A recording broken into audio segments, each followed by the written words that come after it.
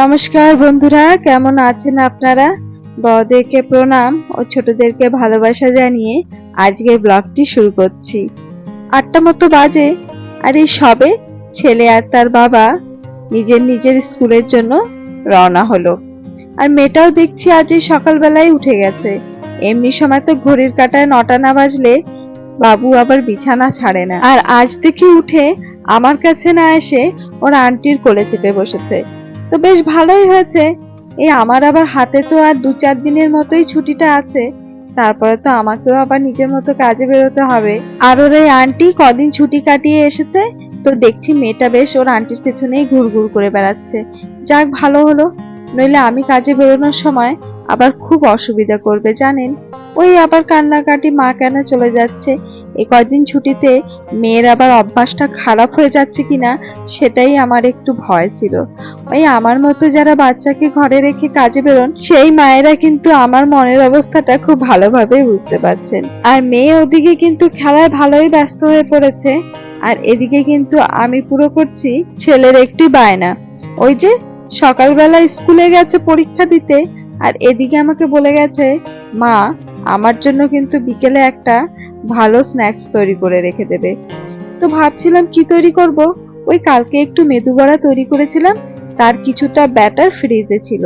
তো ভাবছি অতটা ব্যাটার বেশি কদিন আবার যদি ফ্রিজে ছেড়ে রাখি তাহলে আবার খারাপ হয়ে যেতে পারে।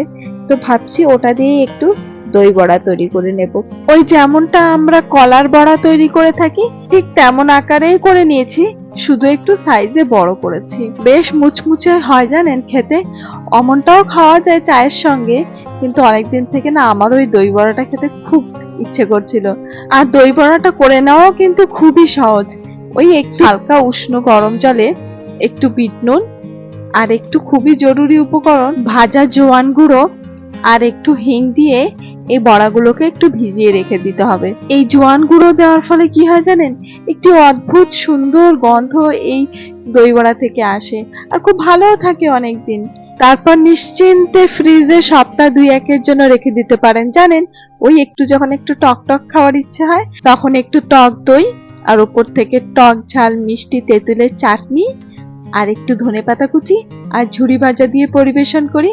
আর যখন একটু মিষ্টি খাওয়ার ইচ্ছে হয় তখন ওই টক দইতে একটু বেশি করে চিনি গুলে তাতে দিয়ে একটু টক ঝাল মিষ্টি সেই তেঁতুলের চাটনি, ধনেপাতা কুচি আর একটু ঝুরি ভাজা দিয়ে পরিবেশন করি।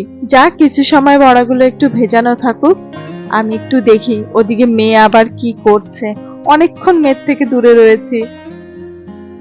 এই যে ওর আন্টি জামা কাপড় গোছগাছ করছে, আর আমার মেয়ে ওর আন্টিকে জামা কাপড় তুলে দিতে সাহায্য করছে।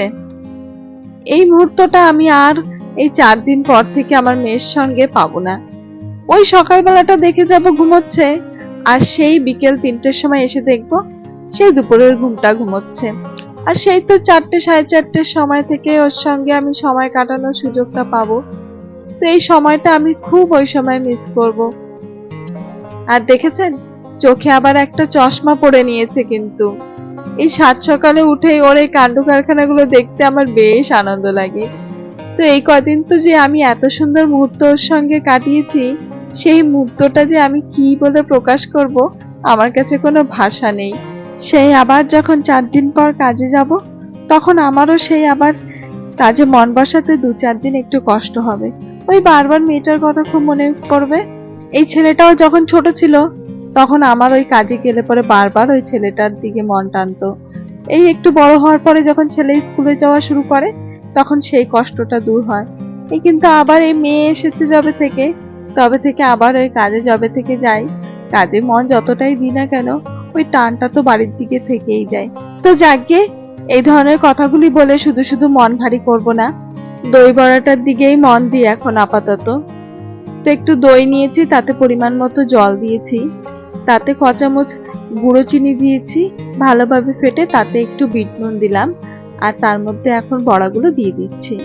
একটু বড়াগুলো দিয়ে ৫ মিনিটের মতো রাখবো, তার বেশি রাখবো না, দইতে একটু ভালোভাবে যাতে এগুলো কোট হয়ে যায়। তারপরে চলুন এখন একটু পরিবেশন করি। সিদ তো নেই আর ওর বাবাও নেই, ওনারা তো এসেই খাবে। আমি এখন একটু নিজেদের জন্য বানাই। আমি আর ওর আন্টি আছি তো, দুজনে মিলে খেয়ে একটু টেস্ট করব। এই ভাবছি একটু বাজারের মতো করে করব জানেন, তাই একটু ওই দোকানে যেরকম একটু কাগজের বাটি করে দেয় তেমন একটু দুটো কাগজের বাটি নিলাম, তাতে 2 টুকরো করে দই বড়া দিলাম। এখন অতটা খাবো না, আবার সকালের খাবারটা তো সবেই মাত্রই খেয়ে উঠলাম, তাই এই যে 2টো করে বড়া দিচ্ছি। তার উপরে একটু ওই টক ঝাল মিষ্টির যে আমরা ছোটবেলা স্কুলের সামনের দোকান থেকে অনেক কিন্তু কিনে খেয়েছি, মনে আছে? সেই তেঁতুলের চাটনিটা, সেই ঘরেই করেছি তেঁতুলের চাটনিটা, সেই তেঁতুলের চাটনিটা দিলাম। তার উপরে একটু ধনেপাতা কুচি, এগুলো হচ্ছে আমাদের এখানে পাওয়া সেই বিদেশি ধনেপাতা। সে আসল যে কুচি ধনেপাতাগুলো যে শীতকালে পাওয়া যায়, সেগুলো আবার আমাদের এখানে তো শীতকাল ছাড়া পাওয়া যায় না, তাও আবারও খুব কম। আর তারপর থেকে একটু দিচ্ছি ঝুরি ভাজা, আর একটু কিন্তু ওপরে দিচ্ছি ভাজা জিরে মশলা। আর দেখতে বলুন, একদম কিন্তু সেই দোকানে পাওয়া দই বড়ার মতোই লাগছে। তো যাই গিয়ে একটু খেয়ে দেখি আসলে দোকানের মতো হলো কিনা। তারপর আবার ছেলে আসলে পরে তো আবার সবাই মিলে একসঙ্গে খাওয়ার আসর জমবেই। একবারে ঠাকুর ঘরে উপরে চড়ে বসা, আর একবার দাদার সাইকেলে এসে বসা, না মা? মিশমি, মা আমি নড়াচড়া করতে মানা করেছি তাই নড়ছে না। হাতটা দেখে একটু ওষুধ লাগিয়ে দি। হাতটা কি হয়ে গেছে? হাতটায় দেখেছেন কি অবস্থা হয়েছে? মশা কামড়ে তো মশার মতো চলে গেছে, আর আমার এই দস্যি মেয়ে সেই জায়গাটা চুলকে চুলকে একেবারে ঘা বানিয়ে দিয়েছে। এই চান্দান সারিয়ে ওর আন্টি সবেমাত্র নিয়ে আসলো, আর এসেই দেখুন এই ও দাদার সাইকেলে চড়ে বসেছে, আর আমি এখানে দাঁড়িয়ে অপেক্ষা করছি কখন ও নামবে সাইকেল থেকে, আর আমি ওকে একটু দুপুরের ঘুমটা পাড়াবো। টুকটুক টুকটুক করে হেঁটে হেঁটে খেলতে যাচ্ছে মিশমি। হ্যাঁ, চলো সোজা চালাবে, সামনে তাকাও, চাকার দিকে তাকিয়ে চালালে কিন্তু ব্যালেন্স করতে পারবে না। তুমি সরে যাও দাদার কাছ থেকে। মাতব্বরি হাতে একখানা লাঠি নিয়ে মাতব্বরি।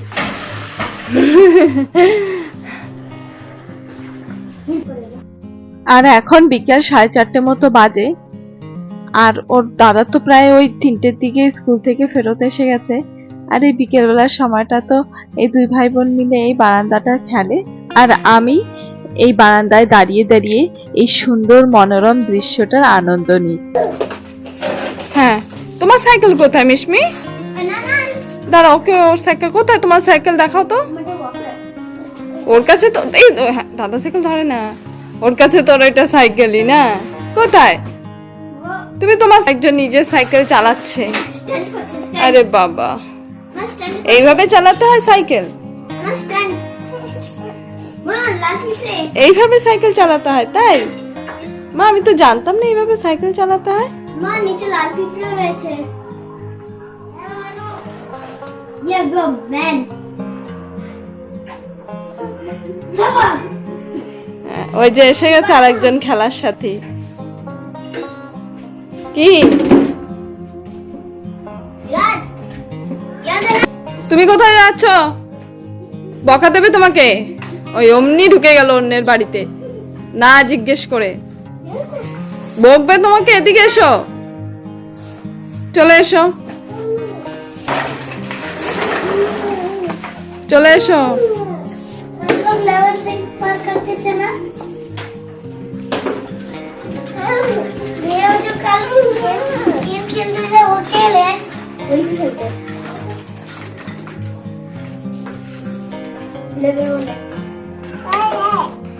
হ্যাঁ, ওটা বড় সাইকেল, তুমি পারবে না, এটা তোমার জন্য ঠিক আছে।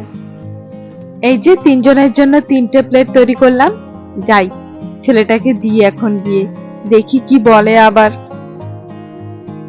পরে বোধহয় খুব জোরতর খেলা হয়েছে, দেখেছেন কেমন হাঁপাচ্ছে বসে বসে। ওই উপরে বসেই খাবে, দেখো ফেলে দেবে। করেছিল, একটু দিবি? তুমি কি খেয়ে বলো কেমন আছে, তারপর ওকে অল্প একটু দই টেস্ট করাও। হ্যাঁ,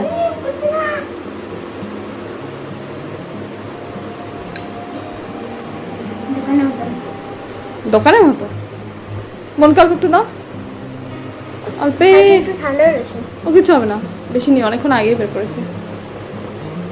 কেমন কেমন মা, কেমন লেগেছে? তুমি আর একটু খাও, আর একটু খাবে? হ্যাঁ বলছে, আর একটু খাবে?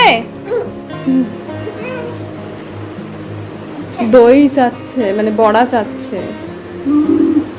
তাহলে বন্ধুরা আজকের মতো এতটুকুই থাক, দেখা হচ্ছে আগামী ব্লগে। ব্লগটি কেমন লেগেছে কমেন্টে কিন্তু অবশ্যই জানাবেন, ভালো লাগলে একটি লাইক করবেন, চ্যানেলটিকে যারা নতুন দেখছেন সাবস্ক্রাইব করতে একদমই ভুলবেন না। দেখা হবে আগামী ব্লগে, ততক্ষণের জন্য ভালো থাকবেন, সুস্থ থাকবেন, নমস্কার।